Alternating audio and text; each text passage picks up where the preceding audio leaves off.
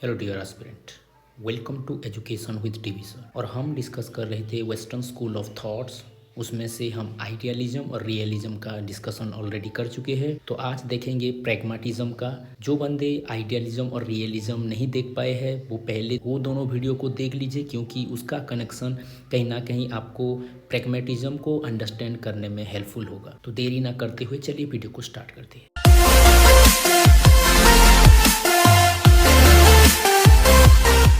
तो प्रैग्माटिज्म हम स्टार्ट करेंगे रॉस के एक बहुत ही फेमस कोट के साथ। रॉस कहते हैं ये एक ह्यूमैनिस्टिक फिलोसॉफी है। प्रैग्माटिज्म एक ह्यूमैनिस्टिक फिलोसॉफी है और ये क्या करता है, and that philosophy maintaining that man create his own value. ये अपने वैल्यू का निर्माण खुद करते हैं। प्रैग्माटिस्ट अपने ही वैल्यू का निर्माण खुद करते हैं। ये कोई भी प्री डिफाइंड वैल्यू पर विश्वास नहीं करते, बना बनाया वैल्यू के ऊपर विश्वास नहीं करते। ये अपने वैल्यू खुद निर्माण करते हैं in course of activity, in course of time. ये प्रैग्मेटिक अप्रोच में, ये प्रोग्रेसिव अप्रोच में अपनी वैल्यू का निर्माण खुद करते हैं। ये कोई भी रियलिटी को मानते नहीं है, कोई बना बनाया प्री डेस्टिन रियलिटी को मानते ही नहीं है। ये कहते हैं रियलिटी अभी बन रहा है, reality is in the process of making. Okay, reality अभी बना नहीं है, ये बन रहा है। ये कहना किसका है? ये कहना है रॉस का। तो इंट्रोडक्शन में देखेंगे, इसका फादर है सीबी पियर्से। ये बहुत ही इंपॉर्टेंट है। फादर भी क्वेश्चंस पूछ रहा है, एसएसबी में फादर भी क्वेश्चंस आया हुआ है, इसको आप अच्छे से जान लो। ओके, और ये कौन कैसा फिलोसॉफी है? Pragmatism stand in between idealism and materialism. Idealism और मेटेरियलिज्म के बीच में ये कॉम्प्रोमाइजर के हिसाब से स्टैंड करता है। Okay, it talks about utility, practicability and actions. ये किसके बारे में ज़्यादातर गौर करेगा? यूटिलिटी, यूटिलिटी के बारे में बताएगा, प्रैक्टिकबिलिटी के बारे में बताएगा, एक्शन के बारे में बताएगा। जैसे हम कहते हैं ना, भूखे पेट भजन ना होए गोपाल। ये किसको बता रहा है? भूख लग रही है, भूख लग रही है तो उसको क्या चाहिए? उसको चाहिए फूड चाहिए। भूखे भजन नहीं होगा। एप्लीकेबिलिटी क्या होगा? भजन गाओगे तो क्या भूख खत्म हो जाएगी? कभी भी भूख खत्म नहीं होगी। ये प्रैक्टिकबिलिटी की बात कर रहा है, ये यूटिलिटी की बात कर रहा है। भजन का कोई भी यूटिलिटी नहीं है। जब तक आपका पेट नहीं भरेगा आप भजन कर ही नहीं सकते। भूखे पेट भजन ना होए गोपाला, ये कॉन्सेप्ट भी प्रैग्माटिज्म से रिलेट करता है। ये क्वेश्चंस भी नेट में आया हुआ है, इसको भी आप अच्छे से जान लो। ओके, तो प्रैग्माटिज्म दो वर्ड में आया है, एक प्रैग्मा और इज्म। प्रैग्मा वर्ड का मतलब है, प्रैग्मा वर्ड का मतलब है to do, to act, to make और टू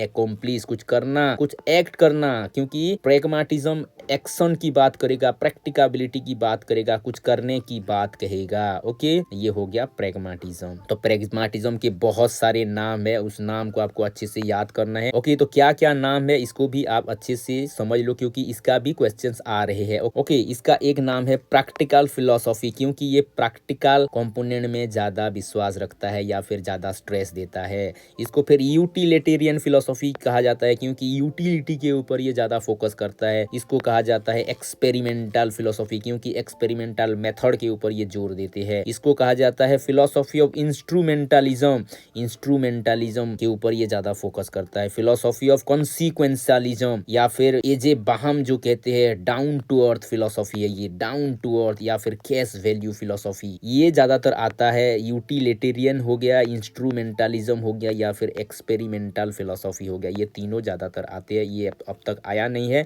फिर भी आपको पढ़ के जाना चाहिए। ओके, इनके जो प्रोपोनेंट है, पियर्से हो गए, डीबी हो गए, विलियम जेम्स हो गए, सिलर हो गए, हर्बर्ट मीड हो गए, किलपैट्रिक हो गए। किलपैट्रिक वही इंसान है जिन्होंने प्रोजेक्ट मेथड का डिस्कवर किया है। इसको भी अच्छे से आप याद कर लो। ओके, फीचर्स ऑफ प्रैग्माटिज्म, प्रैग्माटिज्म का कौन कौन से मूल फीचर्स है, मूल कैरेक्टरिस्टिक्स है, वो भी जान लेते हैं। ये कहेंगे truth is not absolute, truth कभी भी एब्सोल्यूट नहीं होता, प्री डिटरमाइंड नहीं होता। It changes according to time and place, समय के हिसाब से, जगह के हिसाब से, सिचुएशन के हिसाब से ट्रूथ चेंज होगा, बदलेगा ही बदलेगा।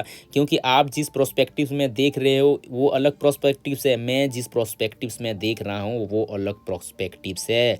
अगर आप अभी अमेरिकन वालों को पूछोगे अभी आपके यहाँ पर क्या हो रहा है, वो बोलेंगे अभी डे हो रहा है, लेकिन इंडिया में पूछोगे तो नाइट हो रहा है। है। ये क्या है? ये प्लेस के आधार पे सत्य बदल रहा है। किसी को पूछोगे आपके यहाँ पर टाइम कितना है, वो बोलेंगे अभी 5 बजे है, और कोई एक कंट्री में पूछोगे तो वो बोलेंगे 9 बज रहे हैं या फिर 10 बज रहे हैं। ये भी प्लेस के आधार पे देखो ट्रुथ चेंज हो रहा है, टाइम के आधार पे भी सत्य चेंज होता है। ये चेंज के ऊपर हमने पहले भी पढ़ा था, आइडियलिज्म में पढ़ा था। हेरेक्लिटस जो थे, हेरेक्लिटस ये कह रहे थे nothing is permanent, you can not dive into the same river twice. यही कॉन्सेप्ट है, इसी में भी आ रहा है। ओके, तो ट्रूथ क्या होता है? Truth is made in course of experience. Experience के आधार पे हम सत्य की निर्माण करते हैं। सत्य कोई रेडीमेड चीज है ही नहीं, सत्य कोई प्री डिटरमाइंड चीज है ही नहीं, एब्सोल्यूट है ही नहीं। सत्य बनता है, जो काम में आएगा हम कहेंगे सत्य यही है। अगर हम कहेंगे कि मुझे पीडीएफ पढ़ के मेरा एसएसबी क्लियर हो गया, तो आपके लिए सत्य पीडीएफ पढ़ के हो गया। कोई बंदा कहेगा कि मैं 8 आवर पढ़ के मेरा एसएसबी हुआ, तो आपके लिए 8 आवर सत्य है। कोई कहेगा नहीं मैं 2 ही घंटा पढ़ के मेरा एसएसबी हो गया, तो आपके लिए सत्य 2 ही घंटा है। अलग अलग व्यक्ति के लिए सत्य अलग अलग है, क्योंकि उनका माइंड सेट अलग है, उनका देखने का नजरिया अलग है, उनका आईक्यू अलग है, इनका वे ऑफ थिंकिंग अलग है, सभी का कैपेसिटी अलग अलग है। तो सत्य सभी के लिए अलग अलग ही है, ऐसा मानना है प्रैग्मैटिज्म का। ओके, तो ये ज्यादातर कौन से प्रिंसिपल के ऊपर फोकस करते हैं? ज्यादातर 3 प्रिंसिपल है। इन तीनों प्रिंसिपल को भी अच्छे से जान लो, ये भी क्वेश्चंस आ रहे हैं। ओके, ये यूटिलिटी की बात करते हैं। जो यूटिलिटी का मतलब जो हमारे काम में आएगा, जो हमारे यूज में आएगा, उसी चीज को ही प्रायोरिटी देना है। फिर हो गया एक्सपीरियंस की बात करते हैं। तो जब हम जॉन डीबी को पढ़ते हैं, जॉन डीबी क्या बताते हैं? Education is nothing but the reconstruction of experience. उसका मतलब है हमारा जो एक्सपीरियंस है, अनुभव है, अनुभव का गठन या फिर पुनर्गठन करना ही शिक्षा तो है। फिर हो गया इंटीग्रेशन का मतलब हो गया सभी चीजों को एक साथ लेकर, एक साथ जोड़ के हमको आगे बढ़ना है। सभी विषयों को हमको मिक्स करके पढ़ना है। ऐसे नहीं कि सिर्फ मैथमेटिक्स मुझे अच्छा लगता है, सिर्फ मैथमेटिक्स ही पढ़ूंगा, मैं लिटरेचर बिल्कुल नहीं पढ़ूंगा, साइंस बिल्कुल नहीं पढ़ूंगा, ऐसे नहीं। हमको साइंस को भी पढ़ना है, मैथ को भी पढ़ना है, उसके साथ साथ सभी चीज़ों को ही पढ़ना है। जैसे हमारे यहाँ पर होता है ना, 5 यूनिट है, तो मेरा फेवरेट अगर फिलोसॉफी हो गया तो मैं फिलोसॉफी को 22 दिन पढ़ूंगा। मेरा कमजोरी किस में है? मेरा कमजोरी रिसर्च में है, तो मैं एक दिन या फिर 2 दिन पढ़ूंगा। ऐसा नहीं, आपको सभी को इंटीग्रेट करके आगे बढ़ना है। प्रिंसिपल ऑफ इंटीग्रेशन का मतलब हो गया कुरिकुलम को हमको इंटीग्रेट करना है, लाइफ के साथ इंटीग्रेट करना है, या फिर सभी सब्जेक्ट को इंटीग्रेटेड अप्रोच में लेकर आगे बढ़ना है। ओके, फिर हो गया next point, focus on practicability, utility and action. जो चीज प्रैक्टिकबिलिटी, जो चीज किया जा सकता है, जिसका प्रैक्टिकल लाइफ में यूटिलिटी है, ऐसे चीजों के ऊपर ये फोकस करते हैं। एक्शन के ऊपर ये ज्यादातर फोकस करते हैं। इसीलिए ये क्या करेंगे? ये एक्टिविटी मेथड के ऊपर फोकस करेंगे। जब क्लासरूम में होगा तो ये सीधे वर्ड के द्वारा नहीं समझाएंगे, ये एक्टिविटी के द्वारा समझाएंगे, ये कुछ करके आपको सिखाएंगे। लर्निंग बाय डूइंग मेथड यहाँ पर आएगा। ओके, प्रैग्मैटिज्म ज्यादातर किसके ऊपर बेस्ड होता है? एक्सपेरिमेंटेशन के ऊपर या फिर प्रोजेक्ट मेथड के ऊपर। ये भी क्वेश्चंस आया हुआ है। ओके, एक्सपेरिमेंटेशन या फिर प्रोजेक्ट मेथड। प्रोजेक्ट मेथड आया था 2018 में। ओके, प्रोजेक्ट मेथड जिसका प्रोपाउंडर है Kilpatrick. Okay, Kilpatrick project method के ऊपर स्ट्रेस देते हैं, या कि प्रैग्मैटिज्म प्रोजेक्ट मेथड के ऊपर फोकस करता है। इसको भी आप याद कर सकते हो। ओके, ये फिर क्या फोकस करते हैं? Focus on practical aspect of life. Life का जो प्रैक्टिकल एस्पेक्ट है, रियल एस्पेक्ट है, इसके ऊपर ये फोकस करते हैं। One of the key features of pragmatism is they do not believe in fixed ideas और फिक्स्ड वैल्यू। कोई भी वैल्यू फिक्स्ड नहीं होता। टाइम के आधार पर हम खुद का वैल्यू खुद निर्माण करते हैं। कौन से वैल्यू ज्यादा कारगर है, कौन से वैल्यू से मेरा स्वार्थ हासिल होगा या फिर मुझे फायदा है, उसी वैल्यू के आधार पे मैं आगे चलूंगा। क्योंकि यूटिलिटी की बात हो रही है, जो वैल्यू मुझे मेरे लाइफ में काम आएगा, जो वैल्यू मुझे मेरे मकसद पर ले जाएगा, उसी वैल्यू को ही मैं यूज करूंगा या फिर एडॉप्ट करूंगा। इसीलिए प्रैग्मैटिस्ट कहते हैं there is no fixed value, no fixed idea. ये किसके ऊपर ज्यादा फोकस करते हैं? प्रेजेंट के ऊपर और फ्यूचर के ऊपर। ये भी क्वेश्चंस आया हुआ है। Present need and future expectation, ये किसका कोट है? ये प्रैग्मैटिज्म का कोट है। प्रेजेंट नीड के ऊपर हम ज्यादा फोकस करते हैं। Present need, present and future को ज्यादा इंपोर्टेंस देते हैं। ये भी क्वेश्चंस में आया है, ये भी क्वेश्चंस में आया है। Reality is not fixed, reality fixed नहीं है। ये क्या होगा? ये समय के हिसाब से परिवर्तन हो रहा है। कोई रियलिटी फिक्स्ड नहीं है, क्योंकि ये फिक्स्ड वैल्यू के ऊपर फोकस नहीं करते या फिर फिक्स्ड आइडिया के ऊपर फोकस नहीं करते। ये बोलते हैं कि रियलिटी फिक्स्ड नहीं है, ये अभी बन रहा है, reality is in the process of making, ये बन रहा है, फ्यूचर में बनेगा, अभी बना नहीं है। हम बहुत सारे एक्टिविटी कर रहे हैं, बहुत सारे एक्सपेरिमेंट कर रहे हैं, बहुत सारे काम कर रहे हैं to make the real reality. Okay, तो इसीलिए प्रैग्माटिस्ट कहते हैं रियलिटी फिक्स्ड नहीं है। ओके, तो ये कौन से वैल्यू के ऊपर ज़्यादा फोकस करते हैं? डेमोक्रेटिक वैल्यू हो गया, सोशल वैल्यू हो गया, सोसाइटी के ऊपर ये ज़्यादा फोकस करेंगे, डेमोक्रेटिक वैल्यू के ऊपर ये ज़्यादा फोकस करेंगे। तो क्या है इसका मेटाफिजिक्स? ये वर्ल्ड रियल है, ये वर्ल्ड रियल है, इसके अलावा कोई भी अदर वर्ल्ड नहीं है, यानी कि ये सीधे सीधे आइडियलिज्म को खारिज कर रहे हैं। रियलिटी फिक्स्ड नहीं है, ये अभी बन रहा है, ये जैसे कि हमने ऊपर भी पढ़ा, रियलिटी फिक्स्ड नहीं है, रियलिटी बन रहा है, ये पॉइंट भी क्वेश्चंस आया है। तो ट्रूथ क्या है, ये क्या बताते हैं? मेटाफिजिक्स का क्या कहना है? मेटाफिजिक्स ऑफ प्रैग्मेटिज्म क्या कहता है? मेटाफिजिक्स ऑफ प्रैग्मेटिज्म कहता है व्हाटएवर फुलफिल वन पर्पस, हमारा जो पर्पस फुलफिल करेगा, हमें जो सेटिस्फाई करेगा, हमारा डिजायर को जो फुलफिल करेगा, हमारा लाइफ जो डेवलप करेगा, वही वास्तव में सत्य है, बाकी सब झूठ है। ओके, फिर ये क्या कहते हैं? नो एब्सोल्यूट ट्रूथ, ये भी क्वेश्चंस आया हुआ है, इसको भी अच्छे से आप जान लो। कोई भी एब्सोल्यूट ट्रूथ या फिर एब्सोल्यूट वैल्यू नहीं होता, इन कोर्स ऑफ टाइम ट्रूथ भी चेंज होगा, इन कोर्स ऑफ टाइम वैल्यू भी चेंज होगा। आप कह नहीं सकते मुझे हर दिन 10 बजे ही जाना है, कभी आपका इमरजेंसी हो गया तो 10:05 को भी आप जा सकते हो, 10:30 को भी आप जा सकते, आप ऐसे नहीं कहोगे कि 10 बजे ही मुझे जाना है, आपको फ्लेक्सिबल होना पड़ेगा इन कोर्स ऑफ टाइम के हिसाब से अपने वैल्यू को एडजस्ट करना पड़ेगा, क्योंकि यही प्रैक्टिकबिलिटी है। क्योंकि आप एक टाइम में हर दिन नहीं जा, हाँ ऐसा हो सकता है आप 90 डेज जा सकते हो या फिर 98% भी फॉलो कर सकते हो, 1-2% इधर उधर होगा ही होगा। मतलब आपको सिचुएशन के हिसाब से, डिमांड के हिसाब से, प्रॉब्लम के हिसाब से खुद को एडजस्ट करना पड़ेगा, यही प्रैक्टिकबिलिटी है, यही रियल लाइफ एसेंस है। ओके, तो इसीलिए प्रैग्मेटिस्ट क्या कहते हैं? प्रैग्मेटिस्ट कहते हैं कोई भी एब्सोल्यूट ट्रूथ नहीं है, कोई भी एब्सोल्यूट वैल्यू नहीं है।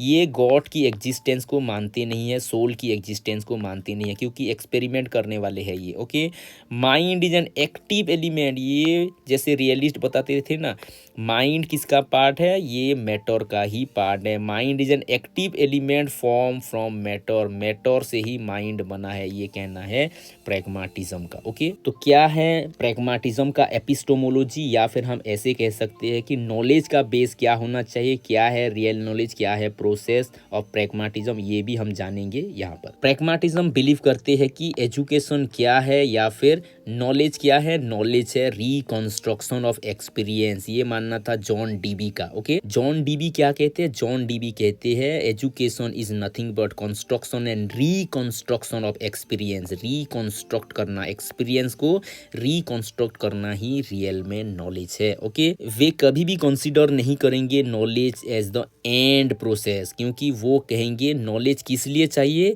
नॉलेज चाहिए to make the man a happy life, मनुष्य को खुश रहने के लिए नॉलेज चाहिए। Knowledge is a product to make the life happy. Okay, तो ये क्या कहेंगे? Knowledge is for the sake of happy life, अगर लाइफ को हैप्पी करना है, खुशी में रहना है, तो नॉलेज को एक्वायर करना पड़ेगा। ये हम एसएसबी के प्रोस्पेक्टिव में ऐसे कह सकते हैं कि जितना ज़्यादा नॉलेज होगा, आपको एसएसबी जॉब मिलने की चांसेस उतना ज़्यादा होगा, और जितना ज़्यादा चांसेस एसएसबी जॉब पाने का होगा, आप उतना खुश होंगे। ओके, फिर ये क्या कहते हैं? नॉलेज किसके आधार पर बन रहा है?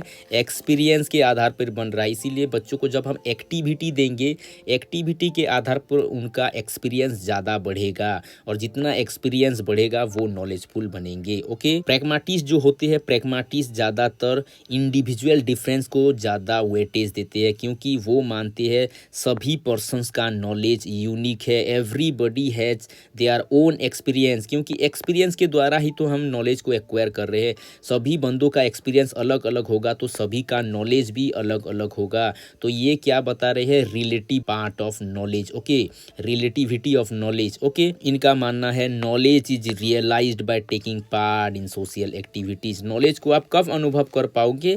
जब आप सोशल एक्टिविटीज में खुद को इंडल्ज करोगे। Social activity in the sense society society में आप घुसोगे, सोसाइटी के बहुत सारे काम करोगे, सोशल एक्टिविटीज़ में आप खुद को जब झोंकोगे तभी आपको नॉलेज की रियलाइज होगी। कौन सा नॉलेज सोसाइटी के लिए बेटर है, कौन सा नॉलेज सोसाइटी के लिए बेटर नहीं है, ये आप रियलाइज कर पाओगे। ओके, फिर वैल्यू के बारे में ये क्या बताते हैं? ये वैल्यू के बारे में बताते हैं कि there is no predetermined truth और आइडियाज और वैल्यू। कोई भी प्री डिटरमाइंड, कोई भी फिक्स्ड ट्रूथ, आइडिया या वैल्यू नहीं होता। इन कोर्स ऑफ टाइम सब कुछ चेंज होता रहता है। In course of places all are changing. Place के आधार पर चेंज होगा, टाइम के आधार पर चेंज होगा, इसीलिए वो कोई भी कोड ऑफ कंडक्ट डिफाइन नहीं करते। उसके साथ साथ they don't have faith in beliefs. कोई भी बिलीव के ऊपर उनका फेथ नहीं रहता। ये भी क्वेश्चंस आया हुआ है, इसको भी आप अच्छे से याद कर लो। ओके, ये किस वैल्यू के ऊपर फोकस करते हैं? डेमोक्रेटिक वैल्यू या फिर सोशल वैल्यू। जो वैल्यू सोसाइटी को बेटर करेगा, जो वैल्यू डेमोक्रेटिक स्पिरिट को डेवलप करेगा, वो वैल्यू को ये अडॉप्ट करने की बात करते हैं। Okay, aims of education as per pragmatism क्या होना चाहिए? ये ज्यादातर विश्वास करते हैं प्रोग्रेसिव एजुकेशन के ऊपर। प्रैग्मेटिस्ट का मानना है change is the only essence, change ही सत्य है। ओके, तो चेंज को ये मानते हैं, इसीलिए वो कोई भी फिक्स्ड वैल्यू को पकड़ के नहीं रखेंगे, क्योंकि वो value in course of time change हो जाएगा, वो सत्य इन कोर्स ऑफ टाइम चेंज हो जाएगा। इसीलिए इनका मानना है, यहाँ पर आप देख सकते हैं, no matter how well authenticated by the past are not to be projected indefinite into the future. कितने भी ऑथेंटिकेटेड वैल्यू हो जाए या फिर ट्रूथ हो जाए, ये इन कोर्स ऑफ टाइम चेंज होगा ही होगा। इसीलिए इसको हम फ्यूचर में प्रोजेक्ट नहीं कर सकते, क्योंकि टाइम ऐसा आएगा उस सत्य का कोई भी वैल्यू नहीं होगा, उस सत्य का कोई भी प्रयोग नहीं होगा, उस वैल्यू का कोई भी प्रयोग बचेगा ही नहीं। अभी हो रहा है ना, जो आप ब्लाइंड बिलीव्स देख रहे हो, एक टाइम था जो सत्य था, एक टाइम था जो काम में आ रहा था, लेकिन अभी वो काम में नहीं आ रहा है, इसीलिए वो ब्लाइंड बिलीव्स हो जा रहा है, ब्लाइंड फेथ हो जा रहा है। इसीलिए प्रैग्मेटिस्ट कहते हैं कि कोई भी फिक्स्ड वैल्यू या फिर कोई भी फिक्स्ड एम को रखना ही नहीं है, क्योंकि ये आगे चल के ब्लाइंड बिलीफ क्रिएट कर सकता है या फिर ब्लाइंड फेथ निर्माण कर सकता है और दुनिया को एक नेगेटिविटी की तरफ ले सकता है। इसीलिए ये क्या करेंगे, फिक्स्ड एम को नहीं रखेंगे। ओके, और जॉन डीबी का एक बहुत ही फेमस कोट है, education has such no aim. Education का कोई भी एम नहीं रहता। क्यों ऐसा वो कह रहे हैं? वो कह रहे हैं कि एजुकेशन तो एक एब्स्ट्रैक्ट आइडिया है, आइडिया का कोई भी एम नहीं होता। एम रहता है सिर्फ ह्यूमंस का या फिर कोई एनिमल का या फिर बर्ड्स का एम रहता है। तो ये भी एक बहुत ही फेमस कोट है, इसको भी आप अच्छे से याद कर लो। ओके, डीबी का और एक भी कोट है, education is not the preparation for life, education is life itself. Okay, शिक्षा ही जीवन है, education is life itself, education he growth है। ये भी क्वेश्चंस आया हुआ है, 2021 में ये क्वेश्चंस आया था। एजुकेशन क्या है प्रैग्मेटिस्ट के हिसाब से? ये है ग्रोथ। जब आप एजुकेशन लोगे तो आपका मेंटल ग्रोथ होगा, आपका थिंकिंग ग्रो होगा, सब कुछ आप में ग्रोथ आएगा ड्यू टू एजुकेशन। एजुकेशन भी सोशल प्रोसेस है, एजुकेशन के द्वारा हम सोशल प्रोसेस को और बेटर कर सकते हैं और इम्प्रूव कर सकते हैं। ओके, एजुकेशन हमको लीड करेगा एक बेटर डेमोक्रेसी क्रिएट करने के लिए। इसीलिए डीबी का एक बुक भी है, एजुकेशन एंड डेमोक्रेसी। ओके, उसको भी हम आगे जाके देखेंगे। फिर एम क्या होना चाहिए? एजुकेशन का एम होना चाहिए to reforms and reconstruct the society. हम सोसाइटी को बेटर कर सकते हैं, रिफॉर्म कर सकते हैं या फिर अच्छे से गढ़ सकते हैं, टू रिकंस्ट्रक्ट कर सकते हैं। Okay, and to create social efficacy in the child, child के अंदर सोशल इफिकेसी भी डेवलप करना, ये एम ऑफ एजुकेशन है। ये भी क्वेश्चंस आया हुआ है। उसके साथ साथ जो सोसाइटी में बहुत सारे एविल वर्क्स होते रहते हैं, एविल प्रैक्टिसेस होते रहते हैं, उस प्रैक्टिसेस को रिमूव करना भी शिक्षा का लक्ष्य है, शिक्षा का काम है। तो कौन कौन से विषय को प्रायोरिटी देना चाहिए एज पर प्रैग्मेटिज्म? प्रैग्मेटिज्म के हिसाब से कोरिकुलम क्या होना चाहिए? कोरिकुलम होना चाहिए चिल्ड्रन के इंटरेस्ट के बेस पर, एक्सपीरियंस के बेस पर, उसके नीड के बेस पर, उसके इम्पल्सेस के बेस पर, क्योंकि children is the centre of education, education का सेंटर ही चाइल्ड है। ओके, तो डीबी के अनुसार 4 प्रिंसिपल के बारे में कहा गया है, 4 प्रिंसिपल जो कि होने ही चाहिए कोरिकुलम में, ये 4 प्रिंसिपल क्वेश्चंस आए हैं 2018 में, इसको भी आप अच्छे से जान लो। वो हो गया फ्लेक्सिबिलिटी होनी चाहिए, फ्लेक्सिबिलिटी हम किसी भी टाइम उसको एडॉप्ट कर सके या फिर चेंज कर सके या फिर उसमें एडिशन कर सके। फिर उसका यूटिलिटी होनी चाहिए, यूटिलिटी मतलब उसका कोई ना कोई लाइफ में प्रायोगिकता होनी चाहिए या फिर लाइफ में वो काम में आए। Okay, close to life, life से डायरेक्ट रिलेट होना चाहिए। लाइफ से रिलेट होगा तो बच्चा सीखने को उत्सुक होगा, बच्चा सीखेगा। ओके, फिर हो गया एक्सपीरियंशियल, बच्चे की एक्सपीरियंस डेवलप हो, बच्चे उसमें इन्वॉल्व होने के लिए खुशी मिले, एक्सपीरियंस डेवलप हो, उसका एक्सपीरियंस ज़्यादा से ज़्यादा बढ़ते जाए। ये चारों चीज़ें होनी चाहिए एक बेटर कोरिकुलम में, ये कहना है डीवी का, और ये 2018 में आया हुआ है। और ये कौन से कोरिकुलम में फोकस करते हैं? प्रोग्रेसिव कोरिकुलम, स्टैटिक कोरिकुलम नहीं, समय के हिसाब से जो सोसाइटी का नीड है, जो प्रेजेंट जनरेशन का नीड है, उसी नीड के हिसाब से हमको कोरिकुलम एडॉप्ट करना है, इसीलिए इसको कहा जाता है प्रोग्रेसिव कोरिकुलम। ओके, ये 3-4 प्रिंसिपल के ऊपर फोकस करता है, जैसे कि हो गया प्रिंसिपल ऑफ यूटिलिटी, जिस विषय का, जिस सब्जेक्ट का यूटिलिटी है for the betterment of the person और for the betterment of the society, ऐसे विषय को हमको स्थानित करना है। फिर हो गया प्रिंसिपल ऑफ एक्सपीरियंस, जो सब्जेक्ट, जो विषय, जो टॉपिक हमारे एक्सपीरियंस को बढ़ाएगा, हमारे एक्सपीरियंस को और बेटर कराएगा, ऐसे एक्सपीरियंसेस को भी इंक्लूड करना है। प्रिंसिपल ऑफ इंटीग्रेशन, इंटीग्रेशन का मतलब है बहुत सारे सब्जेक्ट को इंटीग्रेट करके पढ़ाना है। ऐसे नहीं कि क्लास 1 में मैथमेटिक्स पढ़ना है, क्लास 2 में MIL पढ़ना है, क्लास 4 में साइंस पढ़ना है, ऐसे नहीं, सभी क्लासेस में सभी टॉपिक देनी चाहिए, सभी को इंटीग्रेट करके पढ़ाना चाहिए।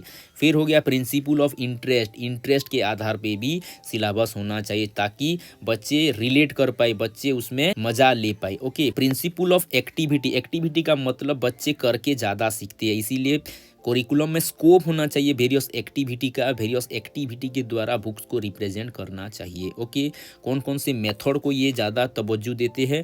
ये देते हैं प्रॉब्लम सॉल्विंग मेथड को। ओके, जिसको हम एक्सपेरिमेंटल मेथड भी कहते हैं, प्रॉब्लम सॉल्विंग मेथड जो कि जॉन डीबी ने दिया है, ये मेथड भी one of the best method of pragmatic education. फिर प्रोजेक्ट मेथड जो कि किलपैट्रिक ने दिया है, प्रोजेक्ट मेथड भी one of the best method. फिर लर्निंग बाय डूइंग, बच्चे करके सीखते हैं, इंटीग्रेटेड अप्रोच, मिक्स मेथड या फिर एक्सपेरिमेंटल मेथड हो गया, ये सारे मेथड प्रैग्मेटिक मेथड को ये बताते हैं। अगर हम थोड़ी सी डिस्कस करें तो प्रॉब्लम सॉल्विंग जो मेथड है उसका स्टेप्स भी क्वेश्चंस आ रहे हैं। ओके, प्रॉब्लम सॉल्विंग मेथड जो है, ओके, प्रॉब्लम सॉल्विंग मेथड, यहाँ पर कुछ स्टेप्स है, वो स्टेप्स को भी हम जान लेते हैं। ओके, प्रॉब्लम सॉल्विंग का जो पहला स्टेप्स है, इसका तो 5 स्टेप्स है। Okay, 5 steps. जो पहला स्टेप्स है एक्सपीरियंस ऑफ प्रॉब्लम, प्रॉब्लम को पहले महसूस करो कि ये वास्तव में प्रॉब्लम है। ओके, दूसरा है analysis of problem, analysis of problem, problem को एनालिसिस करो, भाई क्यों प्रॉब्लम हो रहा है। तीसरा है फॉर्मुलेशन ऑफ हाइपोथेसिस, इसका सॉल्यूशन के लिए कोई ना कोई फॉर्मुलेशन हमको करना पड़ेगा, formulation of hypothesis. Okay, hypothesis. चौथा हो गया जो हम टेंटेटिव सॉल्यूशन निकाले हैं, जिसको हम हाइपोथेसिस कह रहे हैं, उसको हम टेस्ट करेंगे। अब testing the hypothesis. Okay, testing the hypothesis.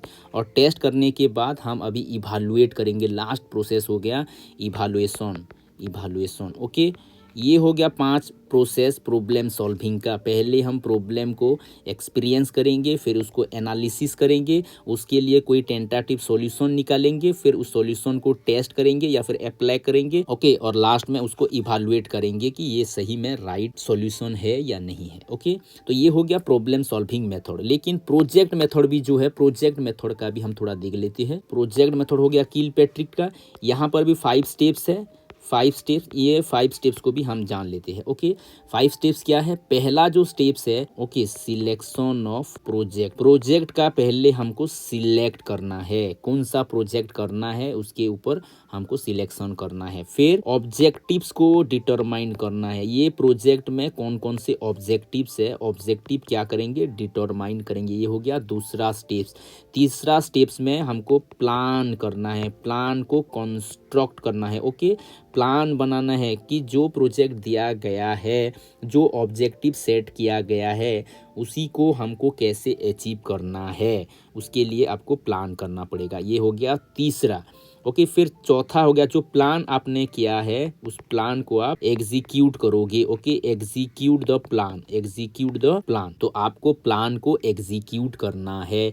तो प्लान को एग्जीक्यूट करोगे तो रिजल्ट कुछ आएगा ही आएगा, तो उसको लास्ट में इवैल्यूएट करना है, इवैल्यूएट करना है। ये हो गया 5 स्टेप्स ऑफ प्रोजेक्ट मेथड, और ये हो गया प्रॉब्लम सॉल्विंग के 5 मेथड। इसको भी आप अच्छे से याद कर लो, क्योंकि इसका भी इर्द गिर्द इधर उधर करके भी क्वेश्चंस देता है, या फिर सीरियल पूछ देता है, या फिर कौन सा स्टेप्स नहीं है बोल के भी ऑड मैन आउट के जैसे क्वेश्चंस दे देता है। ओके, यहाँ पर इंटरचेंज कर देगा, यहाँ पर इंटरचेंज करके भी ऑड मैन आउट जैसा क्वेश्चंस पूछ सकता है। ओके, तो अच्छे से इसको नोट डाउन कर लो। फिर हो गया टीचर के बारे में प्रैग्माटिस्ट क्या कहते हैं। प्रैग्माटिस्ट कहते हैं कि टीचर एक एक्सपेरिमेंटलिस्ट होना चाहिए, एक्सपेरिमेंट को ज़्यादा तजब्बू देना चाहिए। टीचर क्या करे, बच्चों के भीतर एक्सपेरिमेंट का जो जज्बा है, एक्सपेरिमेंट करने के लिए उनके अंदर इच्छा पैदा हो, ऐसा टीचर होना चाहिए। ओके, टीचर एक बच्चों के लिए फ्रेंड या फिर फिलोसोफर या फिर काउंसलर या फिर हेल्पर या फिर गाइड जैसे होना चाहिए, ताकि बच्चे आगे जाकर अच्छा कर पाए। ओके, टीचर को पहले तो बच्चों की एबिलिटी को जानना चाहिए, बच्चों के इंटरेस्ट को जानना चाहिए, सो दैट बच्चों को अच्छी तरह से उनके नीड के हिसाब से उनको हम हैंडल कर पाए, और सोसाइटी के लिए एक प्रोडक्टिव एलिमेंट या फिर प्रोडक्टिव सिटीजन के हिसाब से उनको उभार पाए। ओके, स्टूडेंट कैसा होना चाहिए। प्रैग्माटिस्ट फिलोसोफर सारे के सारे चिल्ड्रेन को क्या करते हैं, चिल्ड्रेन को सेंटर में रखते हैं। तो प्रैग्माटिज्म क्या हो गया, प्रैग्माटिज्म हो गया चाइल्ड सेंटर फिलोसॉफी। इसीलिए कोरिकुलम यहाँ पर कैसे बनेगा, कोरिकुलम बच्चों के नीड, इंटरेस्ट, एबिलिटी के आधार पर ही बनेगा। फिर हो गया डिसिप्लिन। डिसिप्लिन के बारे में प्रैग्माटिस्ट क्या कहते हैं, ये सीधे एनफोर्स डिसिप्लिन को कंडेम्ड करते हैं। ये इंपोर्टेंस देंगे किसको, सोशल डिसिप्लिन को। सोसाइटी को ऐसे बना लो जैसे कि बच्चों को डिसिप्लिन सिखाना ही नहीं पड़े, बच्चे देख के सीख जाए, ऐसे माहौल होना चाहिए, ऐसे एनवायरमेंट होना चाहिए। ये कहना है किसका, ये कहना है प्रैग्माटिज्म का, सोशल डिसिप्लिन। ओके, तो स्कूल कैसा होना चाहिए। स्कूल के बारे में 2 इंपॉर्टेंट कॉन्सेप्ट है, ये दोनों भी क्वेश्चंस में आए हैं, इसको भी आप अच्छे से याद रख लो।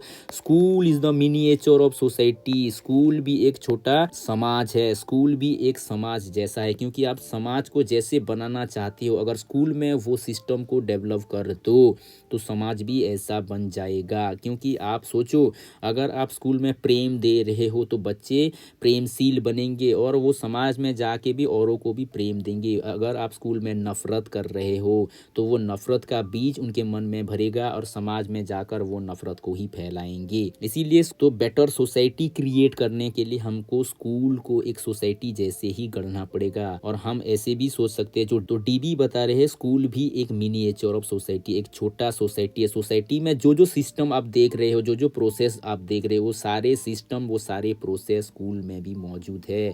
अगर आप सोसाइटी को देख रहे हो, वहाँ पर बहुत सारे क्लासेस है, अप डाउन लो मिडिल, बहुत सारे क्लासेस है। तो यहाँ पर भी तो क्लासेस है, class 1, class 2, class 3। Social process बहुत सारे है, वहाँ पर कोऑपरेशन सीख रहे हैं, वहाँ पर बहुत सारे सोशल वैल्यूज है, तो वो सोशल वैल्यूज यहाँ पर भी है। ओके, जैसे सोसाइटी में बहुत सारे कल्चरल एस्पेक्ट रहते हैं, बहुत सारे फंक्शंस करते हैं, तो यहाँ पर भी किया जाता है, स्कूल में भी सोशल कल्चर किया जाता है। जैसे सोसाइटी में बहुत सारे सोशल वैल्यूज है, कोऑपरेशन हो गया, औरों को अप्रिसिएट करना हो गया, यहाँ पर भी वो सारे वैल्यूज है। यहाँ पर भी क्या होता है, स्कूल पर भी हम बहुत सारी ग्रुप एक्टिविटीज करते हैं, वहाँ पर भी कोऑपरेशन रहता है, यहाँ पर भी प्रेयर्स रहता है, यहाँ पर भी सहयोग रहता है, यहाँ पर भी एप्रिसिएशन रहता है, यहाँ पर भी प्राइज रहता है, यहाँ पर भी सोसाइटी के बहुत सारी चीजें किया जाता है। इसीलिए जॉन डीबी कह रहे हैं कि स्कूल एक छोटा सोसाइटी है, या फिर school is the miniature of society. Okay, तो डीबी क्या कहते हैं, स्कूल एक लेबोरेटरी है जहाँ पर रियल एक्सपीरियंस बच्चे पाते हैं, रियल एक्सपीरियंस। ये एक्सपीरियंस एक बार अच्छा बन गया तो वो सोसाइटी में जाके उस एक्सपीरियंस को क्या करेंगे, शेयर करेंगे, उस एक्सपीरियंस को जिएंगे। ओके, फिर हो गया प्रैग्माटिज्म का कुछ टाइप्स है, वो टाइप्स को भी हम देखेंगे। ओके, पहला जो टाइप्स है वो है ह्यूमैनिस्टिक प्रैग्माटिज्म। ह्यूमैनिस्टिक प्रैग्माटिज्म, इनका प्रोपोनेंट्स कौन है, विलियम जेम्स हो गए, सीलर हो गए। ह्यूमैनिस्टिक का मतलब क्या है, ये ह्यूमन प्रोस्पेक्टिव्स के आधार पर प्रैग्माटिज्म को देखेंगे, यानी कि ये वेलफेयर ऑफ द ह्यूमैनिटी की बात करेंगे। समाज में जो मानव है, मानव का कैसे वेलफेयर होगा, मानव का कैसे विकास होगा, मानव का कैसे अच्छा होगा, तो ये वेलफेयर ऑफ द ह्यूमैनिटी कहेंगे। और ये क्या कहेंगे, वो एक्टिविटी जो लोगों का जीवन को अच्छा बनाएगा, उनके पर्पस को फुलफिल करेगा, उनको सेटिस्फाई करेगा, उनके डिज़ायर को फुलफिल करेगा, उनको डेवलप करेगा, उसी को ही हम सत्य मानेंगे, वही वास्तव में राइट है। ओके, तो ये हो गया ह्यूमैनिस्टिक प्रैग्माटिज्म। लेकिन विलियम जेम्स का कुछ बुक्स है जो कि बहुत ही फेमस है, जैसे तो विलियम जेम्स का एक बहुत ही फेमस बुक है, ये साइकोलॉजी में भी क्वेश्चंस आता है, तो इसको आप याद कर लो। द प्रिंसिपल ऑफ साइकोलॉजी इसको कहा जाता है, one of the foundation stone of psychology. जिस बुक के आधार पे साइकोलॉजी अब खड़ा है वो बुक है द प्रिंसिपल ऑफ साइकोलॉजी। इसको लिखा है विलियम जेम्स ने। विलियम जेम्स का और एक बुक है जो बुक्स का नाम है प्रैग्माटिज्म, ये बुक का ही नाम है प्रैग्माटिज्म। ओके, फिर हो गया बायोलॉजिकल प्रैग्माटिज्म। बायोलॉजिकल प्रैग्माटिज्म का मतलब है जो डार्विन के बायोलॉजिकल थ्योरी है, इवोल्यूशन थ्योरी है, उसी के आधार पे अगर हम प्रैग्माटिज्म को देख पा रहे हैं तो वो हो जाएगा बायोलॉजिकल प्रैग्माटिज्म। उसके प्रोपाउंडर है जॉन डीबी। इसको कहा जाता है इंस्ट्रूमेंटलिज्म। इंस्ट्रूमेंटलिज्म है ये। ओके, तो इंस्ट्रूमेंटलिज्म का भी क्वेश्चंस आया है। इसका दूसरा नाम क्या है, इसका दूसरा नाम है बायोलॉजिकल प्रैग्माटिज्म। यहाँ पर नॉलेज क्या हो जा रहा है, इंस्ट्रूमेंट हो रहा है। क्यों इसको इंस्ट्रूमेंटलिज्म कहा जा रहा है, क्योंकि नॉलेज को ये इंस्ट्रूमेंट के आधार पर देखते हैं। नॉलेज के द्वारा, नॉलेज एक वह इंस्ट्रूमेंट है जिसके द्वारा हम एनवायरनमेंट के साथ एडजस्ट हो पाते हैं। जितना ज़्यादा नॉलेज होगा उतना बेहतर हम एनवायरनमेंट के साथ एडजस्ट हो पाएंगे, हम कोप कर पाएंगे, कितने भी वर्स्ट सिनारियो आ जाए हम कोप कर पाएंगे। Knowledge is the instrument to create a better society. अगर आपको बेटर सोसाइटी क्रिएट करना है तो बेटर नॉलेज को आपको देना पड़ेगा बच्चों को। ओके, तो जॉन डीबी का 3 बुक बहुत ही फेमस है। ये पहला बुक है माई पेडालॉजिकल क्रीड, ये है फर्स्ट बुक जॉन डीबी का। लेकिन जो फेमस 2 बुक है, ये 2 बुक क्वेश्चंस आते हैं, democracy and education, school and society. Democracy and education तो बहुत बार क्वेश्चन आया है, ये भी क्वेश्चंस आया है, स्कूल एंड सोसाइटी, इसको अच्छे से याद कर लो। ओके, फिर और एक टाइप है एक्सपेरिमेंटल प्रैग्माटिज्म। ये एक्सपेरिमेंटल प्रैग्माटिस्ट क्या बताएंगे, ये बताएंगे कि वो आइडिया, वो थिंग्स जिसको हम वेरीफाई कर पाए एक्सपेरिमेंट के द्वारा, उसी को ही हम ट्रू मानेंगे। ये कहना है एक्सपेरिमेंटल प्रैग्माटिज्म का।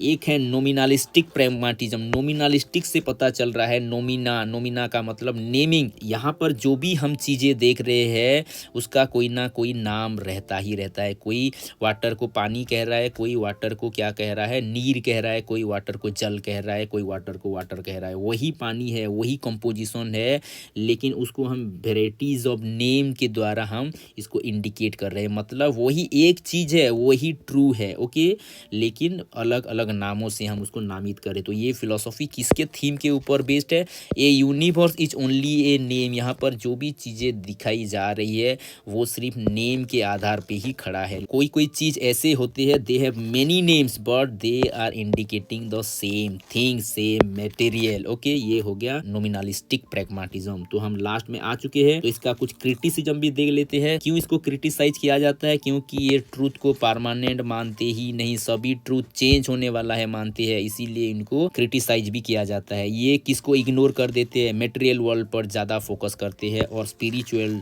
वैल्यू के ऊपर ये फोकस करते ही नहीं, इग्नोर करते हैं। ओके, ये ज़्यादातर इम्फासिस किस में कर रहे हैं, मटेरियल वर्ल्ड पर कर रहे हैं। ये भी इसका एक क्रिटिसिज्म है। ये ज़्यादातर फोकस करते हैं प्रेजेंट और फ्यूचर में, और किसको नेगलेक्ट करते हैं, इतिहास को ये नेगलेक्ट करते हैं, पास्ट को ये नेगलेक्ट करते हैं। ये फॉर्मल एजुकेशन के अगेंस्ट है, फॉर्मल एजुकेशन के अगेंस्ट है, क्योंकि ये किसके ऊपर ज़्यादा प्रायोरिटी देते हैं, ये एक्सपेरिमेंटल एजुकेशन में, एक्सपेरिमेंट में ज़्यादा फोकस करते हैं, साइंस में ज़्यादा फोकस कर रहे हैं। ओके, तो ये एक्सपेरिमेंट के ऊपर या फिर प्रॉब्लम सॉल्विंग के ऊपर हो गया, प्रोजेक्ट मेथड के ऊपर ज़्यादा फोकस कर रहे हैं। मतलब ये फॉर्मल एजुकेशन के ऊपर फोकस ज़्यादा नहीं कर रहे हैं, ये अगेंस्ट हो गए। ओके, फिर जॉन DB का जो कोट है, एजुकेशन हैज़ नो एम, इसका मतलब ये कोई भी फिक्स्ड एम के बारे में नहीं बोलते हैं। ये भी एक प्रॉब्लम है। एजुकेशन का एम होगा तभी तो हम बच्चों को उस एम की तरफ ले पाएंगे। फिर हो गया limitation of learning through doing, जो ये लर्निंग बाय डूइंग की बात करते हैं, सभी चीज़ों को करके दिखा पाना, इट इज़ नॉट पॉसिबल, ये लिमिटेशन है। ओके, फिर हो गया डिफ़िकल्ट टू कंस्ट्रक्ट करिकुलम, आप ऐसे करिकुलम को डिज़ाइन करने में बहुत परेशानी होगी, बहुत दिक्कत होगी। कुछ कुछ आप आराम से कर सकते हो, लर्निंग बाय डूइंग मेथड हो गया, एक्सपेरिमेंटल मेथड हो गया, प्रोजेक्ट मेथड हो गया, सारे कुछ को आप नहीं कर सकते, कुछ को आप कर सकते हो। इसीलिए कंस्ट्रक्ट करना भी, करिकुलम कंस्ट्रक्ट करना भी बहुत ही डिफिकल्ट है। ये हो गया प्रैग्मैटिज्म। इसके बाद हम देखेंगे एग्जिस्टेंशियलिज्म, क्योंकि लंबा हो गया है वीडियो, तो हम नेक्स्ट वीडियो में देखेंगे। Thank you for watching, have a nice day.